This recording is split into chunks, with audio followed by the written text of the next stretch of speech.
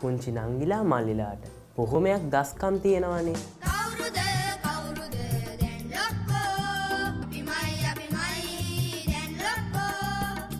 ඒ වගේ බොහොමයක් දස්කම් තියෙන නංගිලා මල්ලිලාව ලෝකයට හඳුන්වා දෙන්නයි අපේ සූදානම.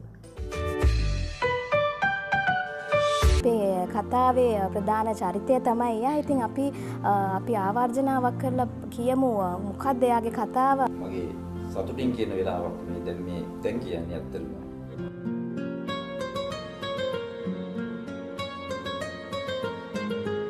ලබන්නාව සිංහල රාජ්‍ය අලුත් අවුරුද්ද ඔබ සැමට කිරියෙන් පැණියෙන් ඉතිරෙන නව වසරක් වේවායි කියලා ප්‍රාර්ථනා කරන ගමන් අද අපි එකතු වෙනවා අපි චාන්දිකුඩ ආයතනයේ මොරටුවේ චාන්දිකුඩ ආයතනයේ උපේක්ෂාකත් එක්ක ඔබගේ අවුරුදු කෑමෙස ඉතාමත් රසවත් කෑමක් වන කොණ්ඩ කෑම නේදකේ කොණ්ඩ කෑම නේද අපි හදන්නේ?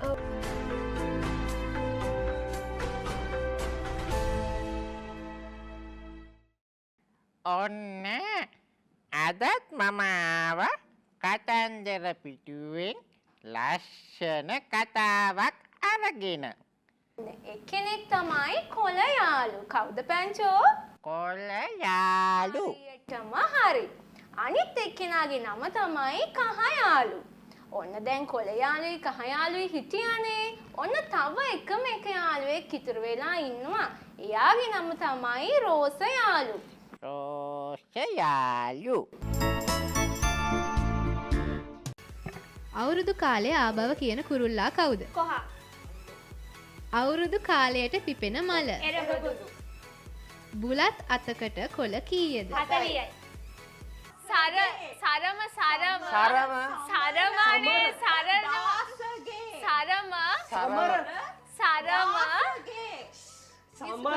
විස්පර් සමරගගේ සමරගගේ තාච්චි හරියනවානේ.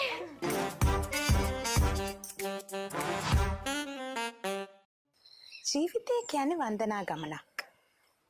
අපි එහි ගමන් කරන මගේ. මේ වන්දනා ගමන යන අතරතුරදී අපිට සුවිශේෂ වූ චරිත මුණ ගැහෙනවා. තරුණව තියාගන්නවා කියන්නේ දැන් අපි 1985 ඉන්නකොට කම්පියුටර් එකක්වත් නැහැ. අපි ඔක්කොම කැල්කියුලේටර් එකකුත් තිබුණා මම දන්නේ අතින් තමයි මෙහෙම එකතු කරලා ගන්න. නමුත් මේක දැන් මේ කාලේ යන්න මේකේ අලුත් ටෙක්නොලොජි එක අපි මේ ව්‍යාපාරයට භාවිතා කරනවා.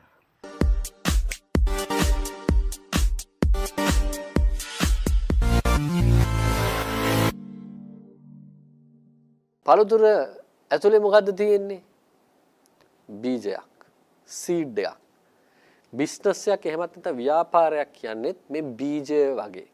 හැබැයි අවාසනාවට අපි බීජය විසි කරනවා, ඊටු ටික කාලා ඒ මොහොතට අපි තෘප්තිමත් වෙනවා.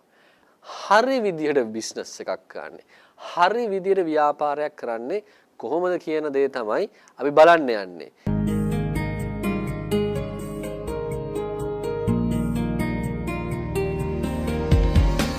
ගත්තක මං ගෙදර මිනිස්සු කියන දේවල් ඇහුවේ නැහැ.